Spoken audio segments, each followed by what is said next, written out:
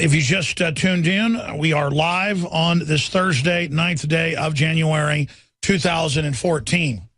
And I wasn't trying to be overtly dark last hour. That's just what comes out when you study what the establishment's doing, who they are. They have been given over to corruption for so long that only people that enjoy evil could do the things they're doing. Just watching them has deranged me to a certain extent. I mean, I'll be honest with you. Just sitting here watching what they do, watching what they engage in, seeing the different things that they do has absolutely, I think the word scarred my mind. And I don't get mad at people that are in denial because I realize it's too scary for them to admit to themselves.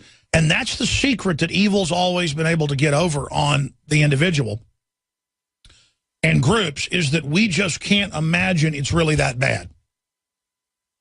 And it's almost like rude or intrusive to talk about the bad things that are going on. So let's just paper it over. Let's just deny it.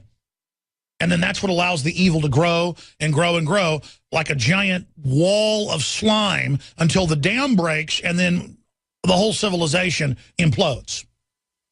And that's the issue I wanted to get into with you today and cover the news, is that we've already seen a collapse of morals. We're seeing a collapse in the value of the dollar. We're seeing depressionary type things happening in many regions of the country and the world. We're seeing the papering over of the facade wearing thin. And people are really starting to get the fact that we've been betrayed. But what do you think is going to happen when the next level of the collapse comes into play? I mean, the government is gearing up for urban warfare, domestic roundups, FEMA camps, financial collapse, armoring all their facilities, Social Security facilities, all the places where people will be coming wanting money.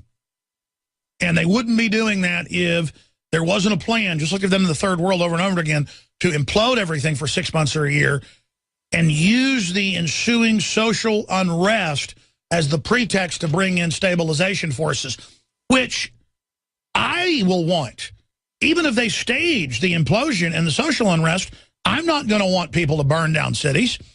I'm not going to want society to break down. And so we will welcome the troops, and then they'll be seen as heroes, but then they'll never leave. And then we fully converted over to the new civilization, which is a devolving, imploding tyranny of a civilizational development. I mean, what do you call a scientific application of tyranny through a technocracy where you consolidate the resources and build hyper-technological centralized reservation towers while the rest of the civilization is poisoned culturally, physically, spiritually, and denigrated and brought down? I guess you call that neo-feudalism or hyper-neo-technocratic feudalism, I guess would be the term that I would have to use.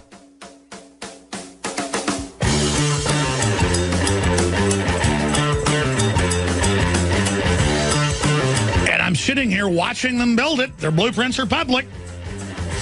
They're building the giant dehumanization grid. You can already see that they've fed our legs into it. Now it's chopping us up towards the hips. And I'm desperately trying to pull myself and my family out of it, and I don't have the strength. Everything we said came true.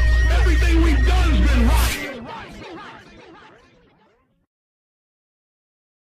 You can read our breaking reports on Infowars.com and PrisonPlanet.com. We've sent our great reporters and film teams out to California, and they found 1,000 times increased radiation in the beach areas outside San Francisco. And we have maps of the beaches and GPS coordinates and all of that up on Infowars.com in the articles on those subjects. They went to the Golden Gate Bridge and found only slightly increased radiation levels. They've now been at the Humboldt nuclear power station and have not found increased radiation levels. And I'm thinking about some of the other places I'm going to send them in the Bay Area before we then send them on up the coastline to check other areas of the West Coast. And then we're going to send them back down to the southern area of California after they go up to Seattle. But the reason we're out there is major university studies, Fox News and others covered it.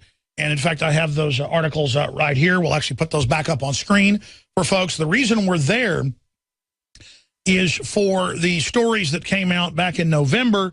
Wave of radiation from Fukushima will be 10 times bigger than all of the radiation from nuclear tests combined.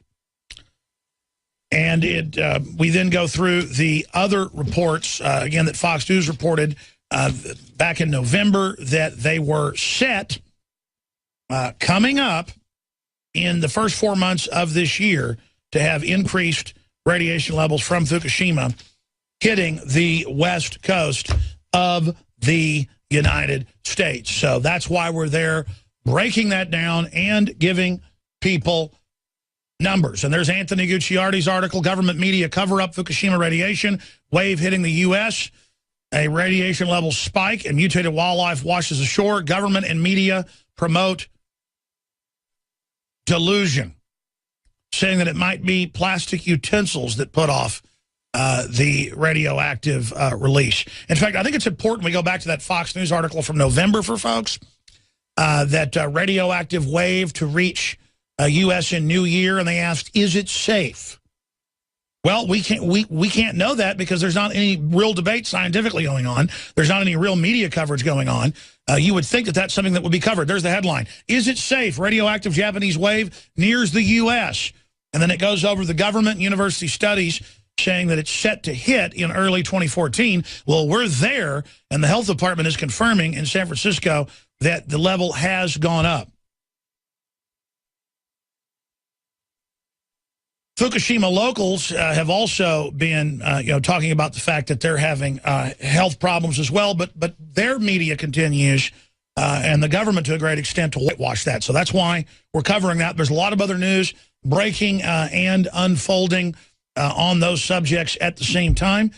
Here is some of the articles that are up on Infowars.com. White House says record low temperatures caused by global warming. I'm going to be getting into that report. John Planetary Regime Holdren, that's the guy that says put poison in the water in his own book, Ecoscience, insults our intelligence with more quack science. Increased radiation found near Redwood Forest. We have that report. Ariana Huffington again courts the global elite in an effort to undermine alternative media. They're creating new fake synthetic astroturf alternative media with Bill Gates and others. Also, new radioactive hotspots found on the California beach.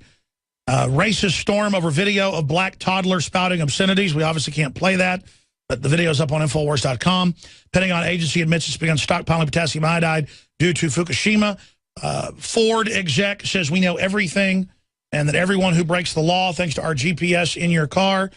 I mean, this is just total criminality where they're all in your face bragging about how they spy on you. And if you're waiting for an economic collapse, just look at what is happening to Europe. We're going to be breaking all that down today after I take some of your phone calls here. Some of the news that is also out there at places like drudgereport.com. There's an outbreak of nightmare bacteria in Illinois, stirs worry. Yeah, that's the kind of stuff that probably killed my uncle. Borrowers hit social media hurdles as the social media spreads information. Olympic security alert in southern Russia. Security alert in southern Russia as bodies found in bomb-rigged cars, and that looks like the cars didn't get remote control to their destination on time. The old trick in the book is to drive a car, park it, put a dead body in it, and then detonate it and say a suicide bomber did it. Then you can blame it on the patsies. That's usually a false flag sign to see something like that. All right, continuing here with the news. First North American death from bird flu. Again, we already mentioned this, but it's just incredible. Person heading up IRS investigation, an Obama donor. Just total open criminality in your face, just normalizing it. Colorado pot smokers fight for right to fly with marijuana. Resident introduces weed and food pairing menu. Hash oil explosion. Maims, kills, destroys homes. You know, here's my deal. You have a right to be a pothead, and you have a right to smoke pot, and I don't think you should be put in jail. And I'm against the drug war, and I always have been before it was cool. But there's also people that abuse it, and who it's their whole world, and all they care about is marijuana, and no other liberties, no other freedoms. And that's why George Soros is promoting marijuana legalization, is because he thinks it's going to pacify the public. But what they're doing is they're making it legal, but also illegal, where they can still throw you in jail when they feel like it, as the fake drug war just rolls on. But it is very, very, very, very frustrating to see all of this unfolding. The good news is we're in the fight. People are beginning to wake up, and we can turn the tide against this. But people have to really understand there is a conscious criminal attempt to just normalize all this corruption, to just flaunt all of this garbage in everyone's face.